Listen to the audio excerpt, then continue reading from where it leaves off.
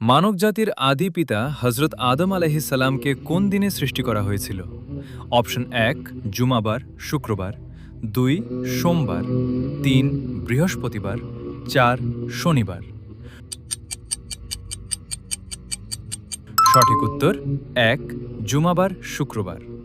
সহি মুসলিমের হাদিস অনুযায়ী জুমাবার বা শুক্রবার হল সপ্তাহের সেরা দিন, আর এই দিনেই আদম আলাইহিস সালামকে সৃষ্টি করা হয়।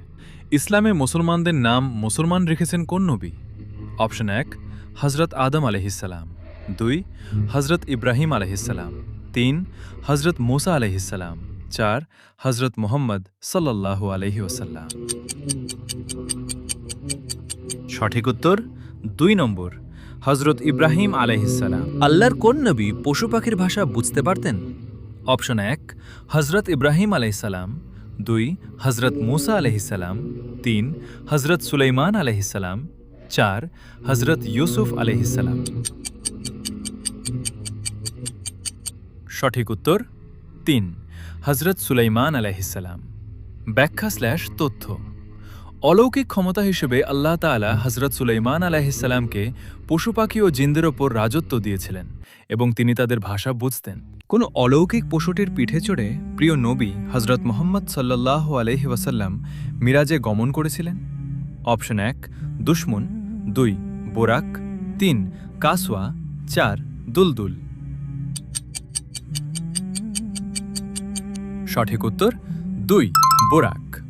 তথ্য: মিরাজের রাতে জিব্রাইল আলাইহিসসালাম রাসূলুল্লাহ সাল্লাল্লাহু আলাইহি ওয়াসাল্লামের জন্য বোরাক নামক একটি অতি দ্রুতগতির জান্নাতি বাহন নিয়ে এসেছিলেন। হজরত ইউনুস আলাইহিসসালামকে কোন সামুদ্রিক প্রাণী গিলে ফেলেছিল, যার পেটে তিনি ৪০ দিন জীবিত ছিলেন?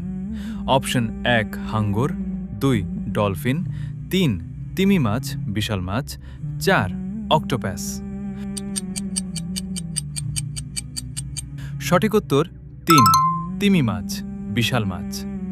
তথ্য: আল্লাহর হুকুমে একটি বিশাল মাছ তাকে গিলে ফেলে এবং মাছের পেটে থাকা অবস্থায় তিনি বিখ্যাত করেন। সাল্লাল্লাহু আলাইহি ওয়াসাল্লাম কি মাকড়সা মারতে নিষেধ করেছেন?